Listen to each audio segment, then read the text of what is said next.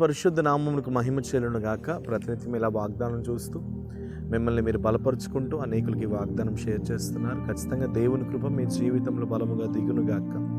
ఈవేళ దేవుడు మనకి ఇస్తున్న వాగ్దానం యెషయా గ్రంథం 51వ అధ్యాయం 16వ వాక్యాన్ని ప్రభు మీకు వాగ్దానం ఇస్తున్నారు. నేను ఆకాశములను స్థాపించునట్లు భూమి పునాదులను వేయునట్లును నా జనము నీవే అని సియోనుతో చెప్పినట్లును నీ నోట నా మాటలు ఉంచి నా చేతి నీడలో నేను కప్పి ఉన్నాను. దేవునికి స్తోత్రం. ఇప్పుడు కూడా మీరు ఒక విషయం గుర్తుపెట్టుకోవాలి. భూమి, అందులో ఉన్న సర్వము, ఆకాశము, దాని యొక్క పునాదులు లేదా సింహాసనము, ఈ నీరు, ఈ గాలి, ఈ సమస్త సృష్టి కూడా అది ఎవరి నుండి సృష్టించబడింది అంటే మనం ఖచ్చితంగా చెప్పొచ్చు, నజరేయుడైన యేసు ద్వారా సృష్టించబడింది అని. భూమికి తన పునాదులు వేసినవాడు ఆయనే. హల్లెలూయా.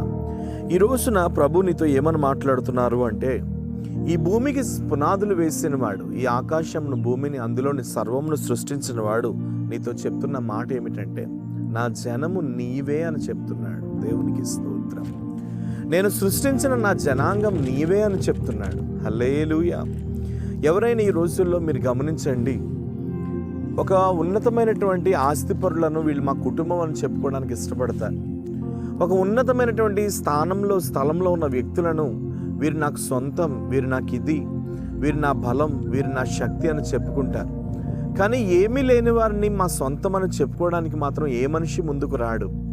దిక్కుమాలిన వారిని, దరిద్రులను చేర్చుకొని వీరికి మేము తోడుగా ఉంటాం, వీరికి మేము అండగా ఉంటాం, వీరే మా సొత్తు, వీరే మా జనం, వీరు మా బంధువులు, వీరు నా స్నేహితులు అని చెప్పుకోవడానికి చాలామంది వ్యక్తులు ముందుకు రారు. కానీ మన దేవుడు ఎప్పుడు కూడా ఉన్నతమైన స్థితిలో ఉన్న వారి కంటే నిరుపేదలను ఎక్కువగా ప్రేమించే దేవుడై ఉన్నాడు. దేవునికి స్తోత్రం. అందుకనే చాలా మార్లు వాగ్దానంలో మీతో చెప్పడం జరిగింది, ఆయన దరిద్రులను పెంటకుప్ప మీద ఉన్న వారిని లేవనెత్తే దేవుడిగా మనం ఎప్పటికప్పుడు మాట్లాడుకుంటూనే ఉంటాం. హల్లెలూయా. ఆయన దరిద్రులను పెంటకుప్ప మీద ఉన్న వారికి ఆయన స్నేహితులుగాను, విడవబడిన వారిని ఆయనకు స్నేహితులుగాను, నశించిపోయే పిల్లల్ని వీరు నా పిల్లలు అని చెప్పుకోవడం యేసయ్యకు ఎక్కువ ఇష్టం. దేవునికి స్తోత్రం.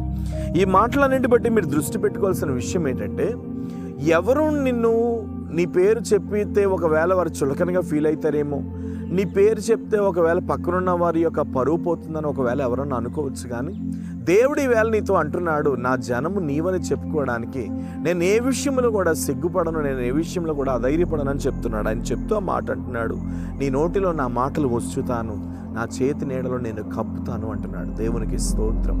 కాబట్టి ఈ రోజు నా ప్రభు నీకు ఇస్తున్న వాగ్దానం ఏంటంటే, నిన్ను ఆయన గర్వంగా చెప్పుకోవడానికి ఇష్టపడుతున్నాడు. నీ పేరును ఆయన గర్వంగా చెప్పుకోవడానికి ఇష్టపడుతున్నాడు. నేను దగ్గరగా చేర్చుకొని, ఆయన నిన్ను సమీపముగా చేర్చుకొని తన చేతి నీడలో నేను కప్పడానికి ఇష్టపడుతున్నాడు. కాబట్టి ఎవరి యొక్క వెలుగు నీ జీవితంలో లేకపోయినా, ఎవరి ప్రేమ నీ జీవితంలో లేకపోయినా, ఎవరు నిన్ను కప్పకపోయినా, ఎవరు నిన్ను ఆదరించకపోయినా, ఎవరు నిన్ను ఓదార్చకపోయినా, నీ కొరకు ప్రేమించే నీ దేవుడైన యేసయ్య, ఆ నజరేయుడైన యేసు ఎప్పుడు నేను ప్రేమిస్తున్నాడు అనే విషయాన్ని ఎప్పుడు మర్చిపోవద్దు. కాబట్టి ధైర్యం తెచ్చుకో, నిబ్బరం కలిగి ఉండు.